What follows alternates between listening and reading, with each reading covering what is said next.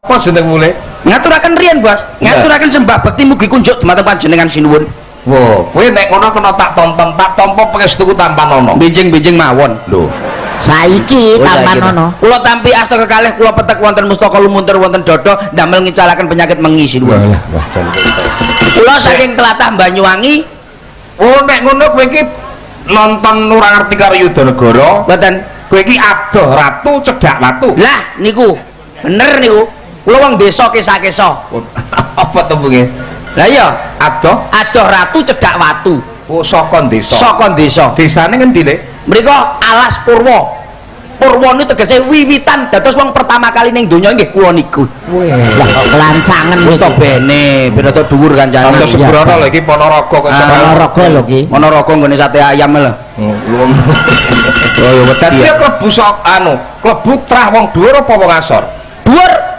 Bapakmu Minak jinggo. lho kok iso piye ta iki? Minak jinggo. Minak jinggo tahun piro lho? Tahun 1930. Alah. Minak jinggo jaman Mojopan kok keleren saiki umurmu ki lho pira kok? Kula tesik alhamdulillah niki tesik 31. 31 kelahiran karo Yudo temen ndi? Tuwek kula. Tuwek aku. Lahirmu tahun pira? Lahirmu tahun pira? 82. 82 aku 86 kok. Ya akeh aku to karo awakmu goblok apa piye kowe iki? Lho tapi tuwek aku gak akeh-akehan. 86 karo 82 ki lho kendi? Akeh 86. Ya berarti tuwek aku goblok. Wah kowe. Iya bocah iki kok iso. Pokoke ngoten niku, Bos. Iya ya apa sing ngoten niku? Wis pokoke aku ngono kuwi pokoke. Kula saking Banyuwangi. Jenengan badhe nyuwun apa santet? Kula tasik kalih ten dia. Kok iso Kok iso dodol santet bareng rumahsamu. Tapi sik mlempem mengenai Ponorogo nggon reyok bareng ku. Oh, reyok ta. Nggih, nggih, ngoten niku. Core adeng. Kepareng jumeneng mriki. Mboten usah, ngeten mawon. Lah ngapa? Pun sekeca ngeten mawon. Kon ngadeg bareng kok iso. Ngadeg kok. Aku cedak sinden wis ngadeket mau goblok kowe ora krasa apa piye kancane wis. Masih sikilmu lho dekno. Kurang ngerti ya. Alhamdulillah saged sowan wonten Poman. Poman iki, Mas. Poman iki Dalemipun Ibu Sernier. Alah. Sapa jenenge Suryati? Ibu Watini. Wah, Ibu Watini. Bu Watini, Dik. Dalam pindah rangka omah, Mas. Pindah omah nggih. Pindah omah. Kena diarani wong syukuran. Tasakuran ngajeng wau pun diaturke la in sakartum la asidanakum wala in kafartum inna adzabil sadid. Mpun leres utawi mpun pas wong nek gelem syukur mesti ditambah nikmate, nek kufur bakal nampi adab sing sangat pedih. Iki lho Dik. Sampeyan ya ngerti kalau ngoten iki. Loh pripun pondok 3 tahun. Pondok endi? Pondok bersalin ini Mas. Pondok ki ya Pondok Gontor barangnya 3 tahun. Kula nggih ngoten niku pokoke. Ya pondok, Mas. Pondok kula niku Tebu Ireng kula 3 tahun. Gontor niku gangsal tahun. Ngaji Bakul bantal. alah Oh, yo ngaji goblok. ngaji Yo ngaji, yo Rubahno nehmu tau ngaji kaya ngapa Yudo? Lho paling tidak awake dhewe sebagai wong muslim, sebagai wong Islam kudu ngerti to apa to jenenge tasakuran. Ya. Gedhekke rasa syukur ning pangwasaning Gusti Kang Maha Kawasa awit nikmat sing wis diparingake. Apa meneh sedhela meneh bakal awake dhewe ketiban wulan suci wulan Ramadan. Malah nyapo ora usah poso. Iki kewajiban. Ya ayyuhalladzina amanu kutiba alaikumusiyam kama kutiba alal ladzina min qablikum la'allakum tattaqun. Ngomong apa bocah ki? Ora tekan kowe nek dijak omongan ngene iki TPA ditokne kok. Sik to iki engko Yudo ki jam-jaman Mas ya. Jam-jaman niki nggih rada apik engko mburi mlotrok niki mangke. Iya tak tegese apa kuwi? Ya ayyuhalladzina amanu, he wong-wong kang padha iman. Hei, apa? Lah aku jarene mbok Aja mbok sawuri. Lah kan ya iman, Dek, kowe. Aku wong iman banget aku kok. Hei, ya ayyuhalladzina amanu kutiba alaikumusiyam. Wis tiba waktune poso.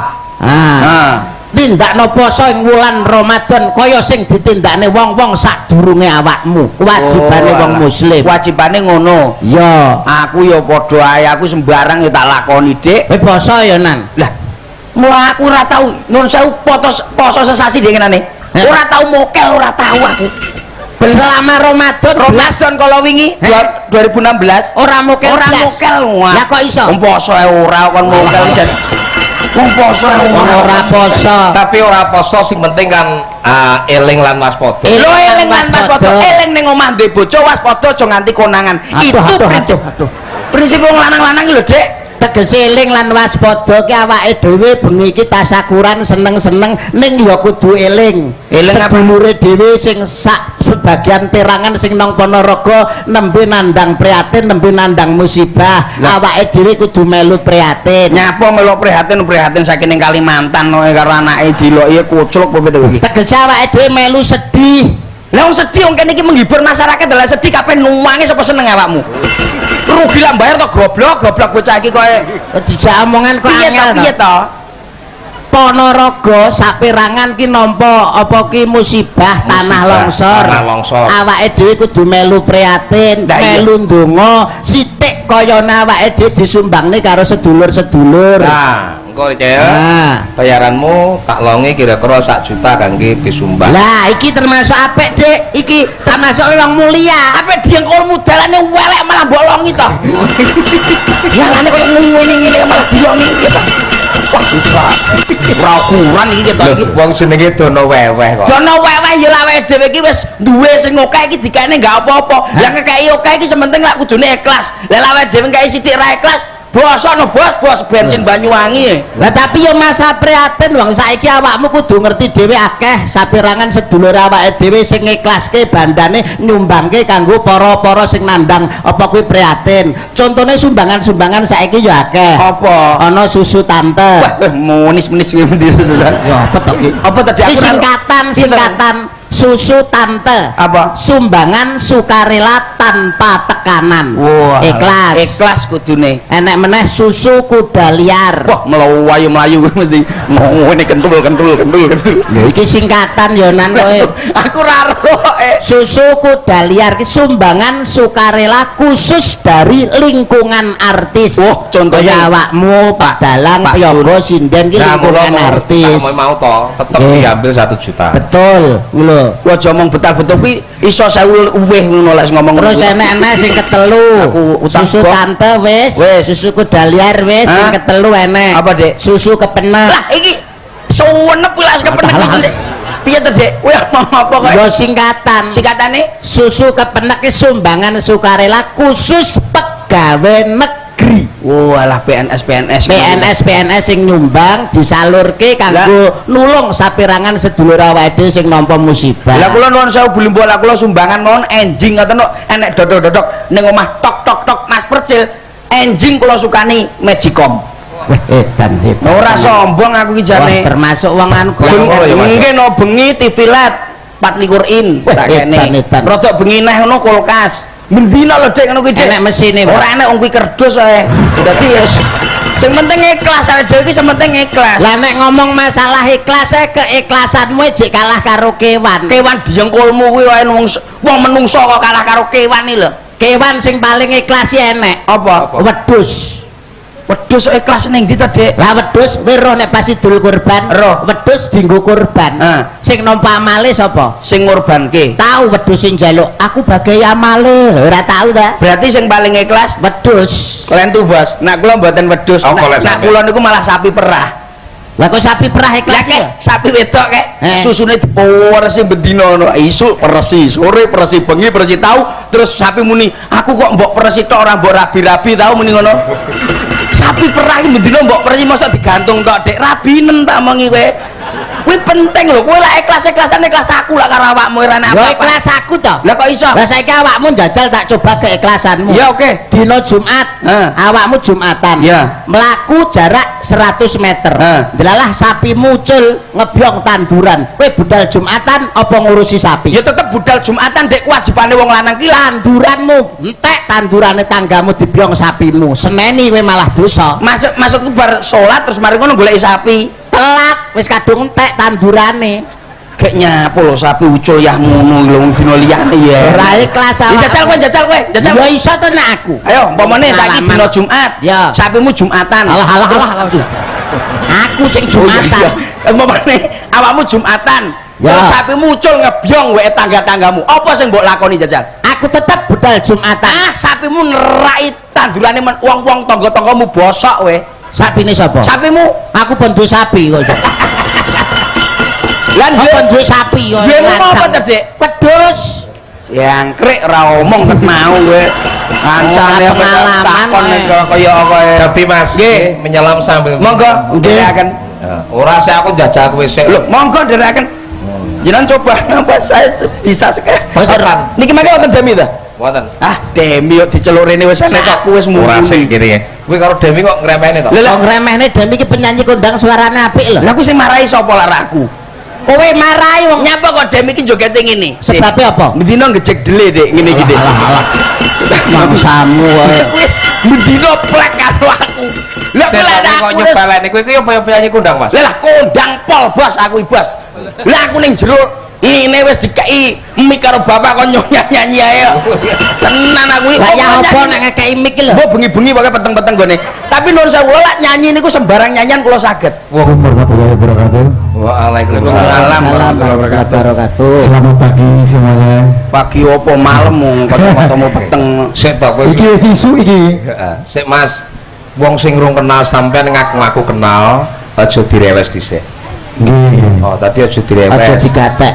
Aja digatekke. Mas Demi asli dari Banyuwangi. Nggih. Nek penggemar penjenengan niku telatah Tulungagung, Trenggalek, Ponorogo nganti tekan sak ngulon Mas. Nggih, nggih kesuwen. Ngaten nggih Mas nggih. Niku awal mula dados penyanyi pripun Mas? Nggih Mas. Jagongan. Oh, nggih nggih. Toro nggih. Nggih awale nggih ngoten niku. Awale pripun? Awale dari jalan ke terminal nggih ngoten niku, Bu. Oh, dados pengamen Mas. Nggih. Men cah kere kok mbiyen. Oh. Perceling apa to melok nyaut-nyaut ae. Cil, biyen apa? Napa? Biyen apa? Wong kere. Lho biyen cobane terminal lho bos aku lek ra njaluk rokok aku apa iso ngrokok deh. Gayamu ki lho kok Mas. iso. Aku sapa eneke lah omong aku. Sik cil rame to. Nyapa? Asli ngono ya. Alah alah wong apa wong kuwi delon selerekane akeh iki nyimpen apa? Utilan. Wadah apa kuwi? Utilan. Ngekmu. Wis sajake teko saikanmu kok kaya piye ngono. Anak buah kecil ning karo Wong kowe. wis enek wong Banyuwangi aku lek wis aku tok. Nyapa nyeluk kuwi barang lho nyapa. Dek termasuk apa nek kowe? Ya sak ngisorku no Dik lah suarane kok ya. Terus dhewe Mas Demi rada ora napa, Demi rada ora napa. Nggih, nggih, nggih. Cil, kene cil. Kalau Alah. Bagi piro napa? Apa? Pripun Bos? Jane ngono ku ya Mas sini ya. Alah nggih ngoten niku Bos, mboten mboten nutup. Dadi sing mari nembang ya kowe. nggih kula. Lah sing marahi kacamata naraku sapa to Bos? Ngono ya Mas. berarti suarane apik kowe ya, Cil. Ya aku elek no Dik wis disedot dheke.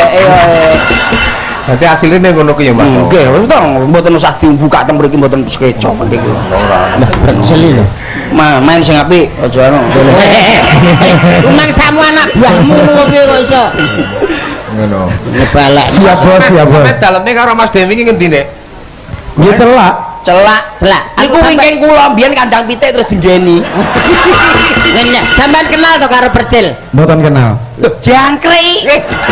Ya kok ora kenal diengkomu iki. Ora kenal.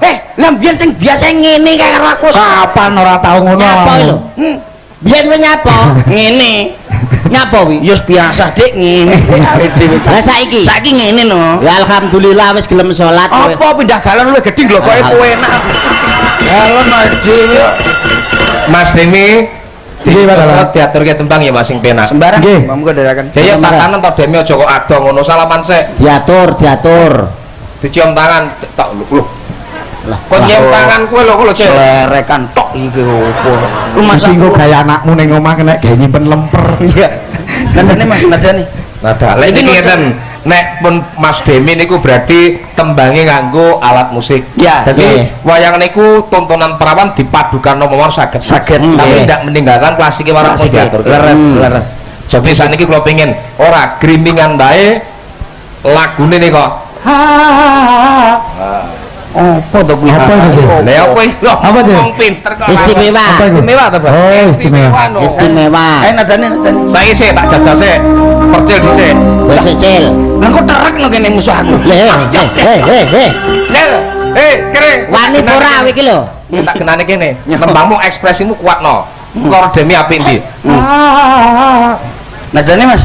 Aja nganti kalah, Cil. Ora. Maju to, maju. Bar kowe nyuara dhewe mesti wedi, Mas. Lah terak. Kok iki nyapo lho teko kene barang lho nyapo. Percil iki lho. Jane iki. Aku elek ngene. Nadane Mas.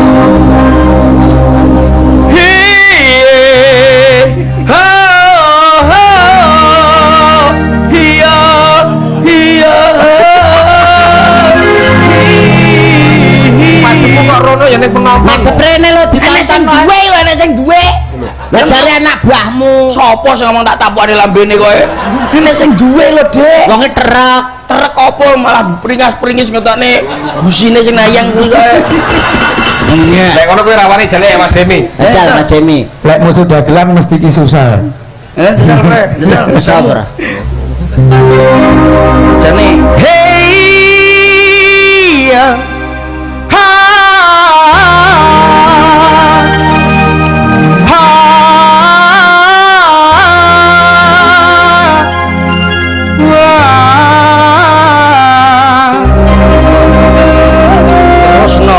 terus kowe lho sope wis metu lho wah lho metu lho Terus metu sapi lho. nah ndang kowe HP pindho pecel teko nah terus kau yang mempesona anggun senantiasa menawan istimewa Ilane nyapa to Dik? lambene kok nek klakere to Dik iso ngek-ngek nek klakere Ora apik padane swara. Terus nih. Perceli jawane atu meri kalah swara dadi. Kalah lho iya iki. nyapul ngejak dhewe bareng nyapung wis aku yo wis cukup wae nek suarane ya ngono kuwi standarte Demi suarane melengking isone melengking ki apa Dik Sebabe. sering nguntal kodok dadi Dek iki karo bapakku kan rada bermusuhan Dek ngono lho maksudnya iki Jadi perceli dan sentimen karo Demi. Sentimen percil. wis ana wong Banyuwangi ning kene nyapung ngejak Banyuwangi neh liyane akeh wae Kowe iki jane karo Demi iki dulur apa? mboten dulur kula niku namung rencang Bos Wow. jadi lah momene remi ora nek bature dhek tak jak kudu togel barang ya tak jak Kanca maksiat. Berapa ini?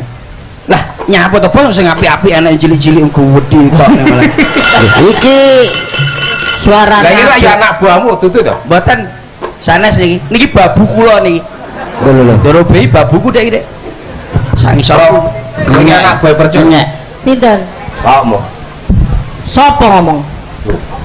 Apa? Balenono? ora Murane. ora muni aku Sing jarene babu apa? lah kowe Sapa? ora ngomong apa-apa Terus lek Dek Silvi mang apa mimpi aku mbok kono mentok-mentok mata. Kapok bra kowe. Kapok bra kowe. Hah? Kene. Sombong-sombong. Sombongmu. Cilik mekiti. aku dimatak-matakne lho goblok kuwi lho Ya lawanan. Kudu wani to wong lanang. wani jengkolmu delon tangane sak cagak PLN Karo wong wedok kok jireh murah-murah Apa? ngono. Cagak PL ndok digibeng kon. ora wis purane ngono nesu to aku ora Wani ora kowe? ora Tak warai. Karo goblok kowe karo cah wedok lho ingah ini kaya. Mari mana? Malang kerik. Sikil begagah. Mlaku etek-etek. nesine iki ndi nesine ndi Baik lho. Oh alah prop-prop. walah prop Rumangsane dikira wedi tah aku meneng. dipikir wedi aku meneng Larang Brambang timbang Lombok, Nduk. larang wong lanang timbangane wong wedok nduk rungokno Wis ora mageri, nyeklekno gapit. ora nyegeri ra duwe duit awakmu kuwi ya Dek ya Ya. Rada ono jil kowe iki. Hayamu apa? yamu prop Kaya ayu-ayu dhewe. ayu dhewe Mandak raiku kaya tungkakmu. lho piye to jangkrik Wong ben wedi ngono lho. ya raiku kaya tungkae dhek Kan wedi.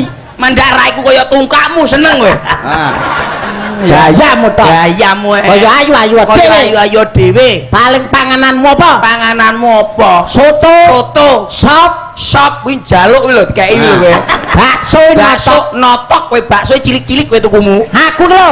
Damer lho Dek kuwi sapi lho Dek ben wedi wong. rungokno aku lho pangan aku damen kowe rungokno kowe damen Hayamu apa? fermentasi Serandale gua ngidul. bakal awake dhewe kumpul Dek Serandale gua ngulon. bakal awake dhewe kelakon Wak towati sandalan kuat moto kuat ati gronjalan Hayamu apa? Kaya pinter-pinter Kaya dhewe. pinter-pinter dhewe Rupamu ayu. rupamu ayu aku seneng anu rupamu ayu aku ra seneng Alah, paling ngombemu apa? ngombemu notok apa nduk Es teh, teh kopi. kopi seprit yang njaluk dalange kowe Nah, aku ki lho.